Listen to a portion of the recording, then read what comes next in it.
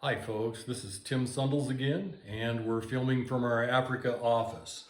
And something that happens a lot since we started doing these YouTube videos just a couple months ago is that people keep sending me messages and saying, do hunting stories, tell us some of your hunting stories. So this is our buffalo room, and I still don't have back my last lion from the taxidermy because I want to put it in here, and I don't have my last leopard back. I want to put them in here.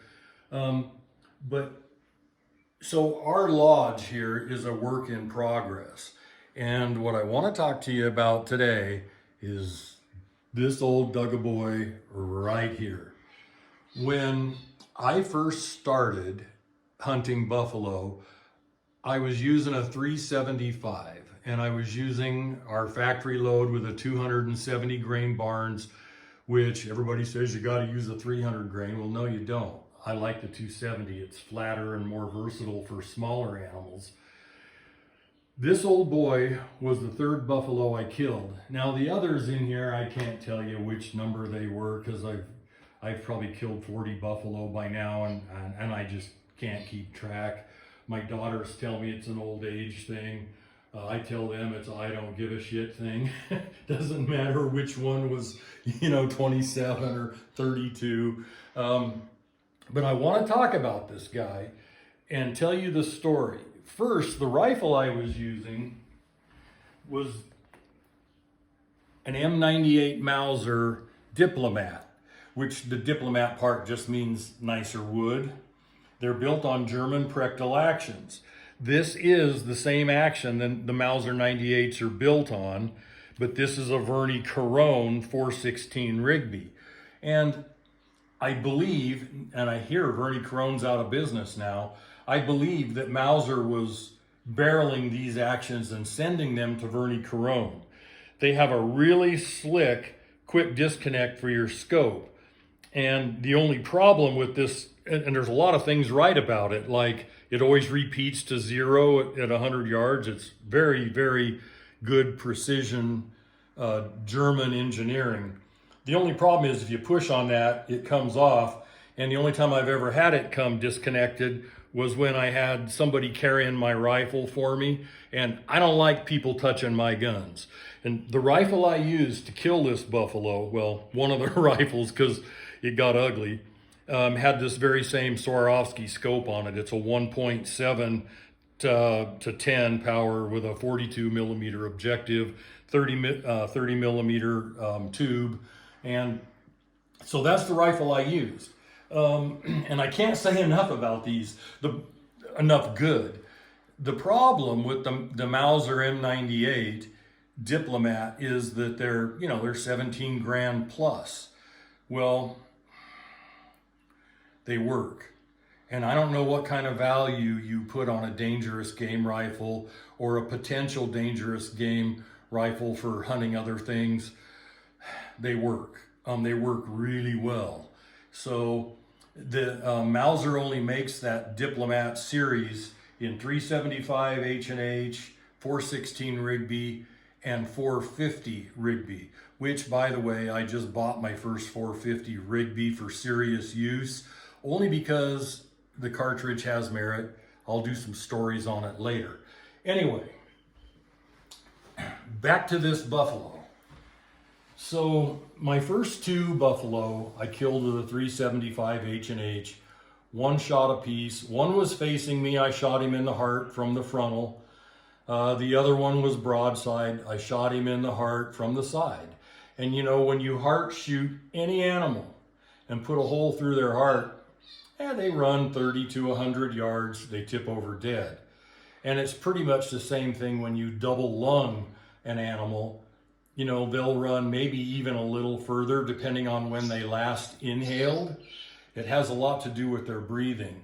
If you shoot them just before they inhale, they'll tip over a lot quicker than if you shoot them just after they inhale. Not that that should matter much, but it does.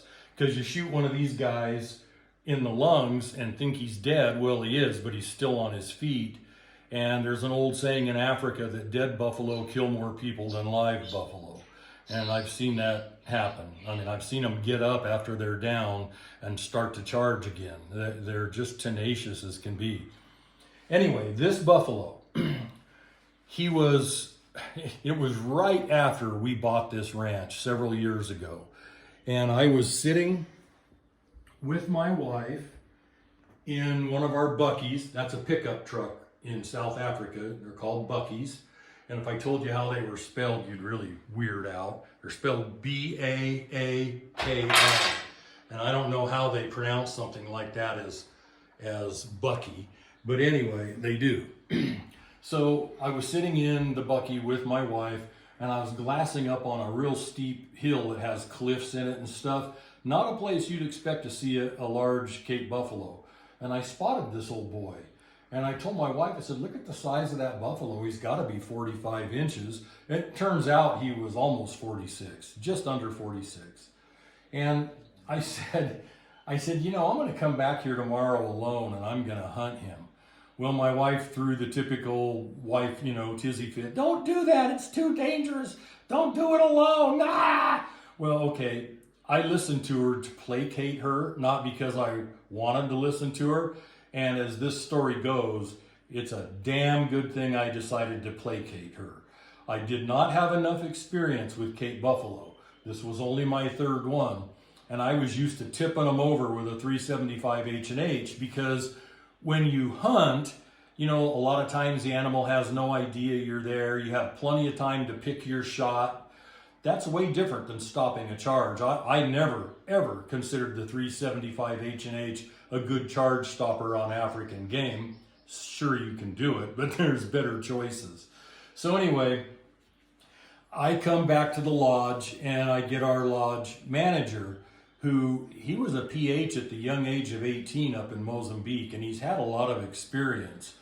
And he's a great guy. His name is Chris Yonker, and we now are partnering with him. He has Yonker Safaris, which he has just finally got all the licensing and all the approval to start. But Chris is a good hunter, and he's a good PH. He's not the kind of guy that'll ever cut and run on you. He'll get between you and a buffalo and die to save your life. That's just how Chris thinks. You got to love this kid.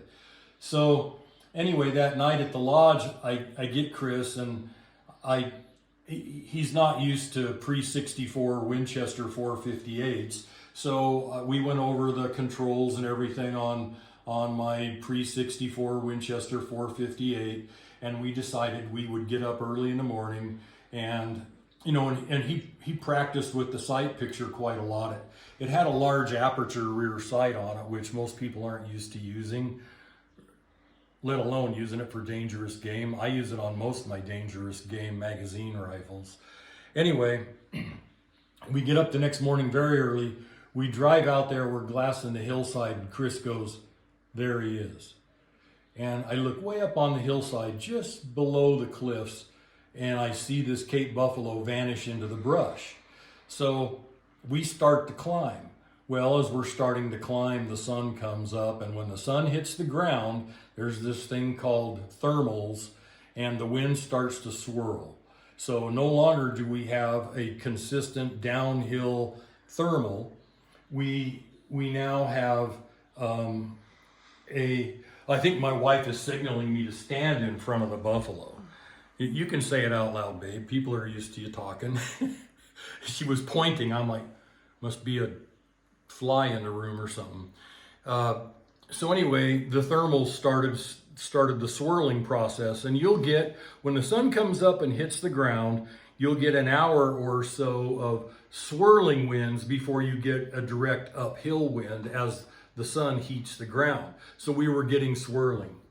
Well, we're closing the distance on this bull, and he bolts because he smelled us in the swirling thermals. And he bolts, and so Chris and I decided to follow him. Now, this is part of my learning process on Cape buffalo. And I didn't heretofore realize that for millions of years, lions have been following herds of Cape buffalo until they can single out a weak one, usually a youngster, and kill him. So buffalo, do not like to be followed. It's in their genetics. Don't follow me or I'll turn on you and stomp you. Well, so we followed him. And we got another 100 yards, and I knew we were closing in on the brush that he had run into, and the wind was still swirling, and we bumped him again. So he ran. So we followed him again. Big mistake. And as we followed him and changed our tactics a little bit here and there, and actually we did what Chris suggested, because had we not, one of us could have gotten killed, even both of us, I don't know. And that's another story in and of itself. But we switched little ridges and went down a ridge that was opposite him instead of the ridge he was on.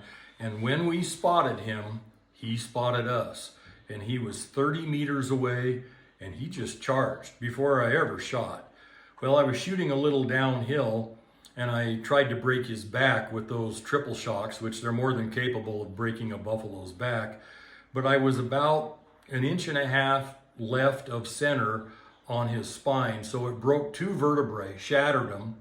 The buffalo just kept coming. He acted like he never even felt it. And so I've got the rifle shouldered, and I worked the bolt, and this time I put the crosshairs on his face, and I pulled the trigger. Well, I didn't know where that hit him. He showed no sign of being hit. He just kept running. He never stumbled. So I work my bolt again. As I'm working the bolt, Chris was having a hard time getting a shot because I was standing next to a bush. And the bush was messing with his line of sight to the buffalo. So Chris, realizing this is a bad situation, puts the muzzle of my .458 right beside my head, pulls the trigger, and I saw the buffalo stumble. And it wasn't a very good hit because Chris was cramped and he was using sights he wasn't used to. It hit him in the shoulder, but a little too far exterior on the shoulder. And it did cause the buffalo to stumble. And that's the difference when you go from a 270 grain bullet to a 450 grain bullet. Anyway, I'm working the bolt thinking, well, I'm probably going to take a stomping here because nothing is stopping this buffalo. And as I slam the handle down and hit the trigger, I purposely put it on his heart. He's coming straight at me, and he was coming for me. He was focused on me. Buffalo are smart that way. They know who the instigator is. Even if there's 5 of you, they know the butthead that's causing all this. They always do. So anyway, as I close the bolt, I put the crosshairs on his chest, and at this point, he's 6, 7, 8 yards away and closing rapidly. I pull the trigger knowing that will kill him. Now, it's not going to kill him in time to save my hide. I know this. But it is going to kill him, and if he's going to kill me, damn it, I'm going to make sure he dies. So I put it in his heart. He never stumbled. He never faltered. He just kept coming. And I lift the bolt handle going, mentally when you're in ultra focus, I call it mental slow motion. You can think 10 or 20 things all at once and be aware of them. I don't know how your brain does that, but it does it under stress conditions. And I remember thinking, okay, there's no way I can work this bolt and get a shell chambered before he hits me, but maybe I can step to the side by a millisecond and shoot him in the face without using the scope, just as he runs by, just right in the face. I doubt it. I think I would have been off my feet by the time I got the bolt handle back down. And so just as I'm saying goodbye to my little butt, mentally, boom, that 458 goes off again right beside my ear. And I still don't hear right from that, but guess what? I'm upright. I don't limp. I'm alive. and pop, the buffalo drops right in front of us.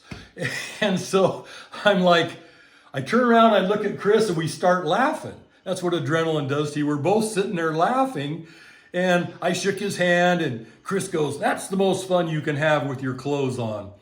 And I'm looking at him, and I go, "That's probably the most fun you can have even with your clothes off."